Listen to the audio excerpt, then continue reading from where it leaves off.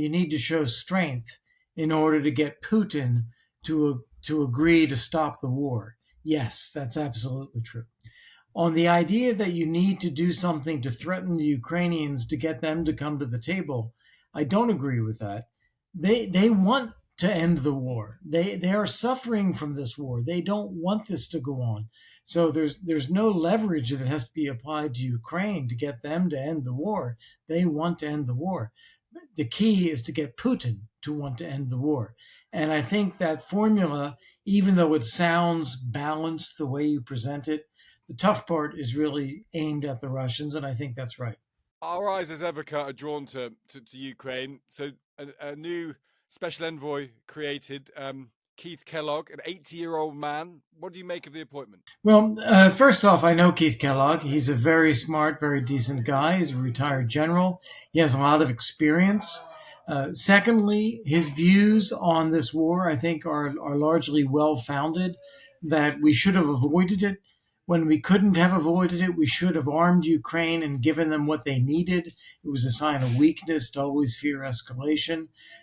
And now I think this is really Donald Trump calling the shots, that he's the one who's going to call Putin, he's going to call Zelensky, but Kellogg will be a trusted advisor to try to help him figure out how to turn this into a peace, and then hopefully a permanent peace. There's a quote from him, which is from before he took the job. So this is not recent, but this is what he said back in June. I don't know if you agree with this, Kurt. We'll tell the Ukrainians, you've got to come to the table. And if you don't come to the table, support from the United States will dry up. And we'll tell Putin that he's got to come to the table. And if you don't come to the table, then we'll give Ukrainians everything they need to kill you in the field.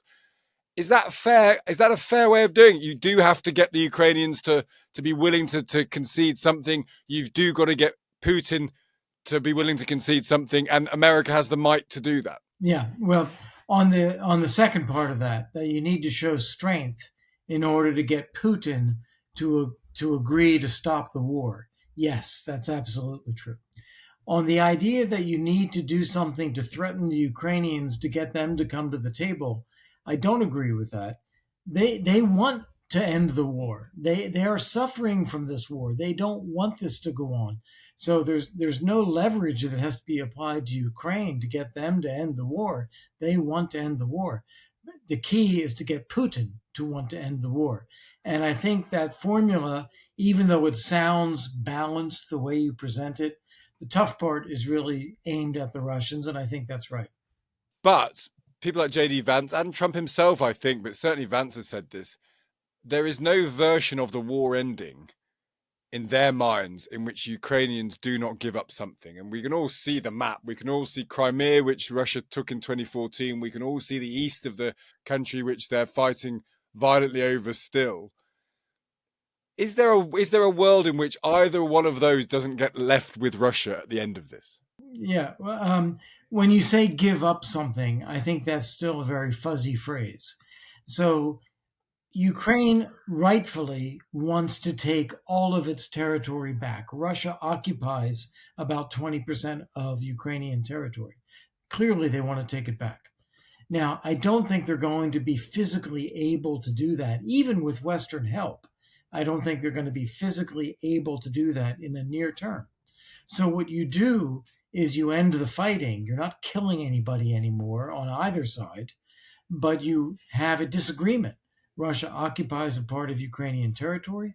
Nobody recognizes this. You have a long-term dispute, very much like Northern Cyprus is within the European Union, very much like East Germany was, very much like the Baltic states were when they were occupied by the Soviet Union.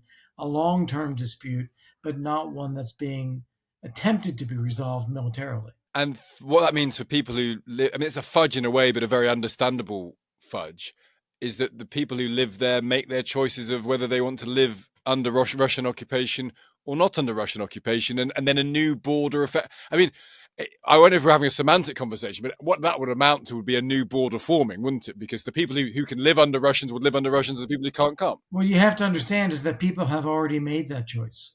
Anyone who wanted to leave left. Anyone who didn't want to leave is still there. The conditions of the local population, if there is any left at all, are abysmal. the Russians have largely flattened entire cities. There's nothing left there. Look at Bakhmut, look at Avdiivka, look at Vuhledar. These are places that are flattened. There's nothing there. So everyone has already made their choices. Either they went to the free part of Ukraine or they went to Russia for whatever family or other reasons they may have had. But this area now that Russia has targeted and destroyed for so long is now truly a wasteland. So this becomes a PR job, really, doesn't it? This maybe Trump as a catalyst is no bad thing, because Trump can come in with Kellogg and say the war is coming to an end. There's got to find a way of doing so with Ukrainians still feeling that they have autonomy, Russia being seen not to win because it was their acts of rampant aggression that led us here. And if Putin's felt like he's been rewarded for that, that's a terrible precedent to set. Presumably something about Ukrainian security has got to be in the deal, which may be a membership of NATO. Maybe it's something to do with nuclear support, nuclear weapon support or something. Is that the argument, that there's a PR job first of all, and then there's a Ukrainian security job to be done? Well, there's a narrative world and there's a real world. In the narrative world, Russia is rooted in the past. Russia wants to say, this is ours, we got something, we have avenged the grievances against Russia, we've taken this territory. Ukraine is rooted in the future.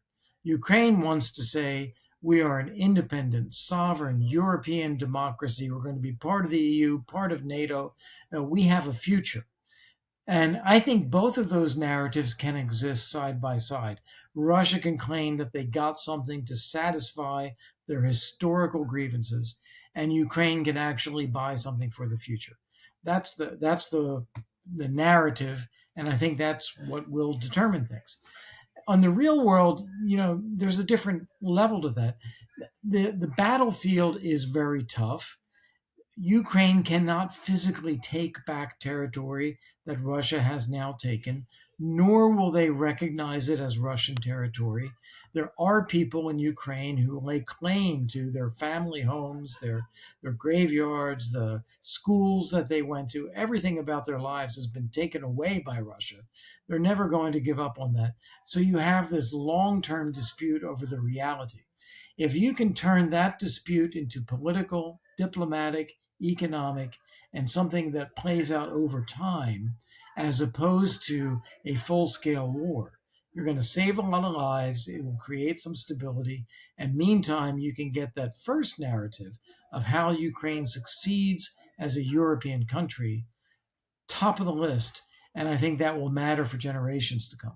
But if Ukraine becomes a more European country, and that involves membership of, it could involve membership of the EU a long way down the line, but say NATO at the beginning, that really raises the stakes. Yeah, but that raises the stakes, doesn't it? Because if Russia then does anything towards Ukraine as a NATO country, that's World War III. And we have to accept going into that either we believe... Sorry. Yeah, just to say, though, that's already true. If Russia does anything to Poland as a NATO country, if Russia does anything to Lithuania or Estonia as a NATO country, it's the same thing. It is requiring a full-scale NATO response. So what NATO actually does is it deters Russia from taking those aggressive steps because the consequences would be too great. That's what we have to establish with Ukraine as well.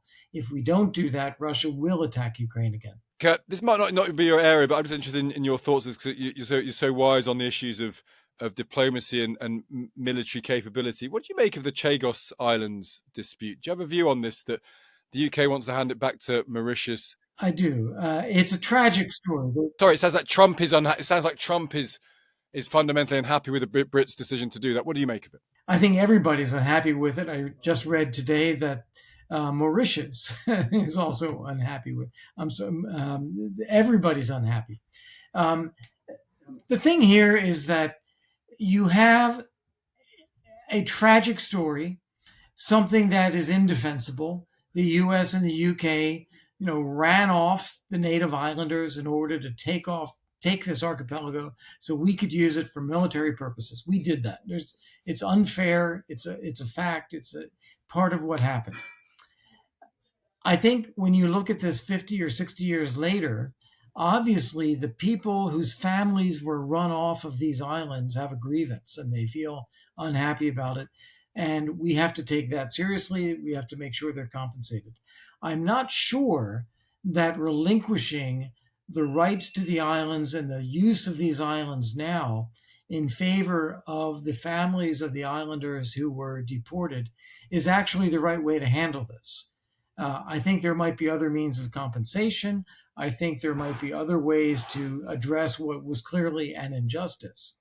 And I think what we see now is that when you try to do this, when you try to say, okay, we're going to give back sovereignty and here's the way this will work. Well, now, in the in the Indian Ocean, they're saying, well, that's not enough. We need more. In the U.S., we're saying, well, that's too much, and we still need the guaranteed usage. In the U.K., it's become a partisan issue: Tories versus Labour. Yes, no. I think we've opened up a whole kettle of worms that we shouldn't have opened. I think there might have been better ways to address the legitimate grievances of the families of the people who were deported.